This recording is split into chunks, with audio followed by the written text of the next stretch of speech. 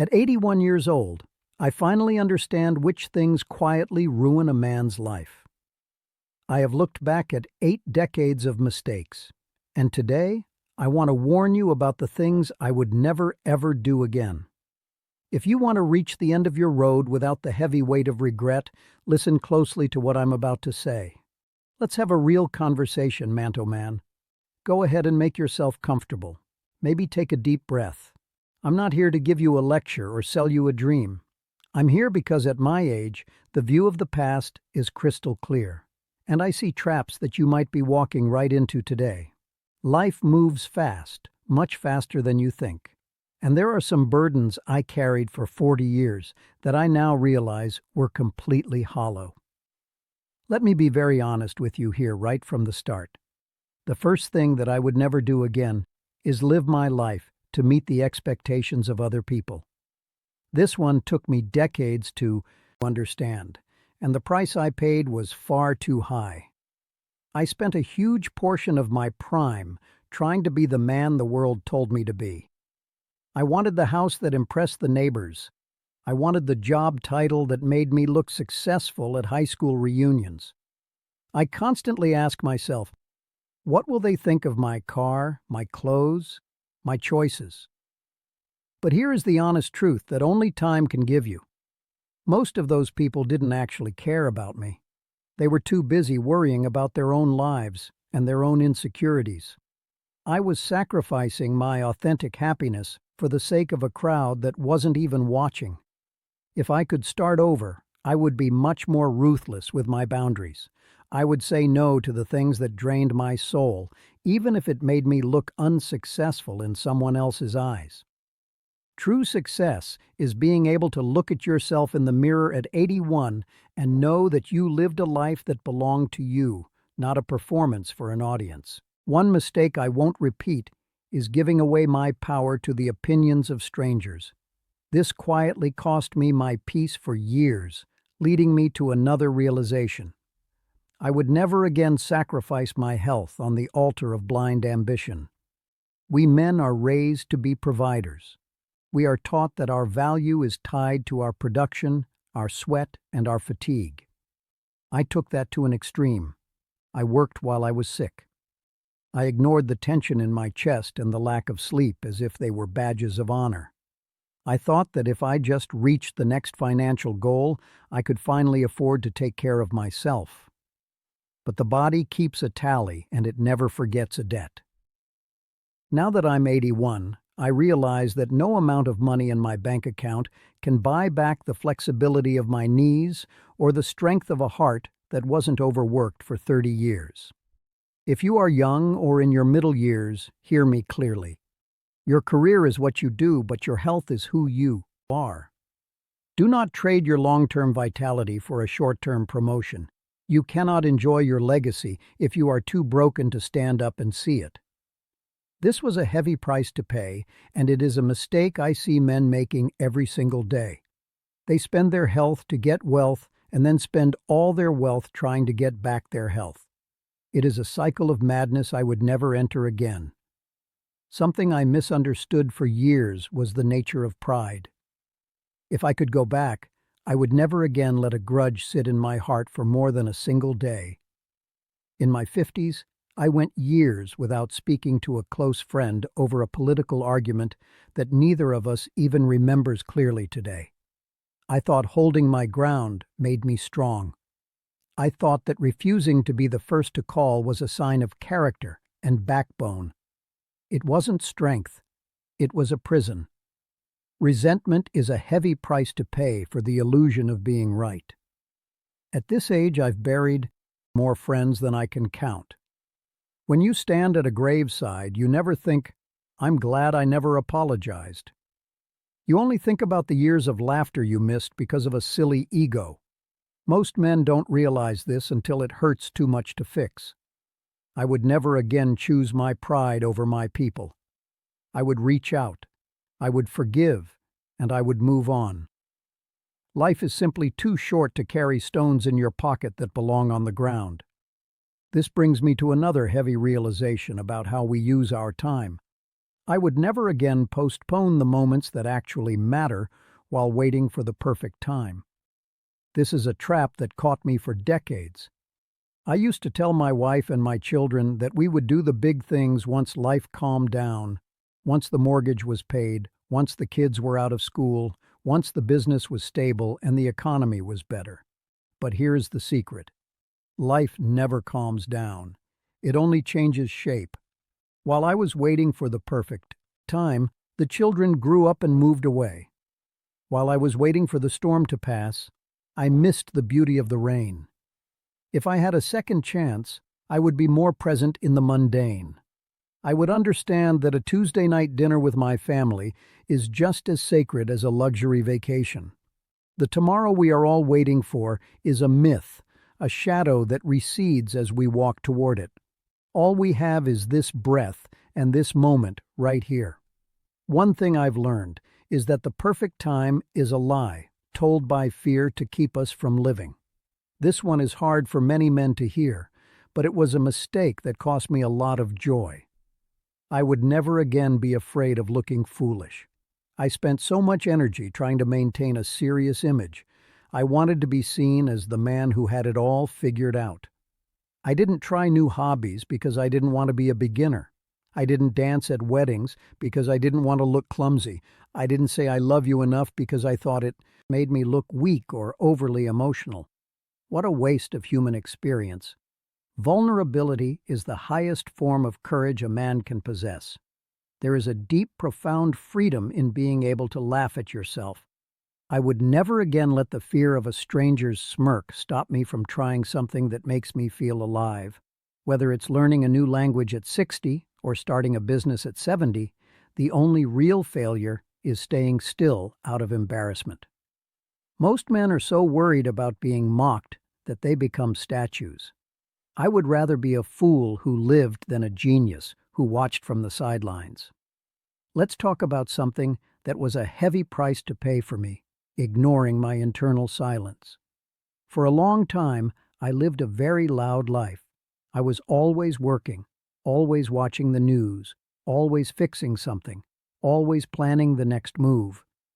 I was terrified of being alone with my own thoughts because I didn't know who I was without my titles and my tasks. I ignored my spirituality, not just in a religious sense, but in the sense of being connected to the quiet pulse of the universe. Today, I would never again let the noise of the world drown out my inner peace. I found that the most important answers don't come from a screen or a loud conversation. They come from a quiet walk in the woods, from a moment of deep gratitude in the early morning, or from simply sitting still and breathing. I would have sought this stillness decades ago. It's in the silence that you find out who you actually are when you aren't busy being the boss, the father, or the provider. This isn't abstract. It's the difference between an anxious, frantic life and a grounded, solid one. I would never again neglect the garden of my own soul. Another thing I would never repeat is neglecting my tribe. Men are facing a loneliness epidemic today, and for a long time, I was part of it. I thought my wife was my only necessary social connection. I let my male friendships fade away because I was too busy with my career or my immediate family. But as I got older and the challenges of life grew heavier, I realized that we need brothers. We need men who can tell us the harsh truth, men who can laugh with us until it hurts, and men who can support us when the world gets cold. I would never again let those bonds go cold. A man without a tribe is a man at risk. I would invest time in my friends. I would show up for them, and I would let them show up for me. Loneliness is a slow poison. Brotherhood is the antidote. I would also never again spend my money to impress people I don't even like. I think back to the expensive things I bought that I didn't even need. I was buying status, but status is a debt that never gets paid off. You buy a car to impress someone, and then you have to buy a bigger house to keep up the image. It is a treadmill that leads to exhaustion. True luxury is not a Rolex or a luxury sedan. True luxury is having a clear conscience, a healthy body, and time to spend with people who love you for your soul, not your bank account. I would have invested that money in experiences, in trips with my family, in education, or in helping those who truly need it. When you help someone else, you realize that is the only investment that never loses us value. I would never again trade my time for things that only serve to feed my vanity. Something I misunderstood for years was the concept of control. I spent decades trying to control everything: my family, my business, my future. It was exhausting and ultimately impossible. At 81, I've learned that life is more like a river than a machine. You can't control the flow. You can only learn how to navigate. I would never again waste my energy worrying about things that are outside of my hands. I would focus on my own reactions, my own character, and let the rest go. This shift from control to acceptance is what finally gave me peace. It's the difference between fighting the waves and learning how to surf. I would never again live as if I were immortal. This might sound strange, but most men in their 40s and 50s live as if they have an infinite supply of time. They waste days complaining about things they can't change. They spend weeks in bad moods over minor inconveniences. They act as if they have 500 years left. At 81, I know exactly how many grains of sand are left in my hourglass, and that makes every sunset feel like a miracle. That makes a good conversation feel like a treasure found in the dirt. If I could go back, I would have stopped treating my time like it was cheap. I would have been more protective of my energy. I would have spent less time being angry and more time being amazed by the simple fact that I exist. I would never again take a single day for granted. And finally, I would never again define myself by my failures. I used to let a bad business deal or a personal mistake haunt me for years. I carried those errors like heavy stones, letting them crush my confidence. But now, with the perspective of age, I see that those failures were just the tuition I had to pay for my wisdom. They didn't make me a loser. They made me a teacher. I would never again be my own harshest critic. I would be my own best friend. I would forgive myself for not knowing then what I know now. Now, before I leave you with a final thought, I want to ask you for something. If this conversation touched you, if it made you rethink even one small thing about your journey, please consider subscribing to this channel. My goal here is to share these reflections so that more men can find their way with a bit more light and a bit less weight. If you found value in my 81 years of trial and error, hit that like button. It helps this message reach the men who might be struggling in silence right now. And please talk to me in the comments. Tell me, what is the one thing you've realized you need to stop doing? Or perhaps tell me a lesson you've learned that you think every man should hear. I read your words and they remind me that we are all in this together. No matter the distance or the age, you don't have to wait until you are 81 to get this right. You don't have to reach the end of the road to realize you were carrying the wrong luggage. You can start being the man you want to be right now in this very hour. You can choose to be lighter. You can choose to be kinder to yourself. You can choose to let go of the weights that don't belong to you. I've learned that a man's life isn't measured by the things he gathered, but by the peace he found.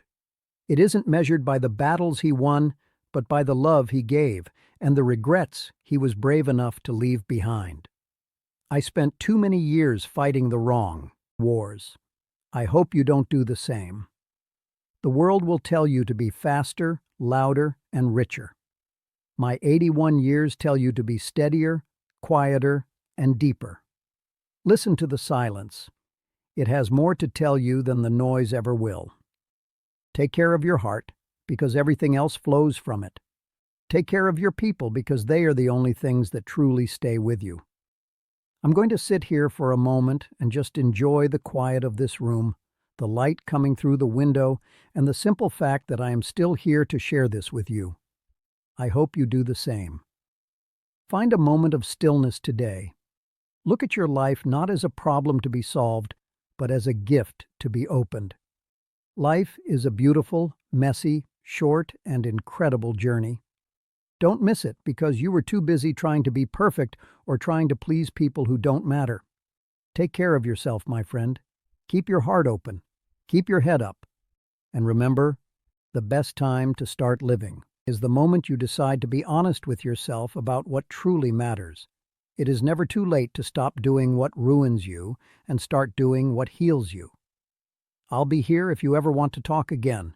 Just remember, you have less time than you think, but more power than you realize. Use it wisely. Use it for peace. Use it for love. I wish you a life of few regrets and many moments of quiet joy. Goodbye for now.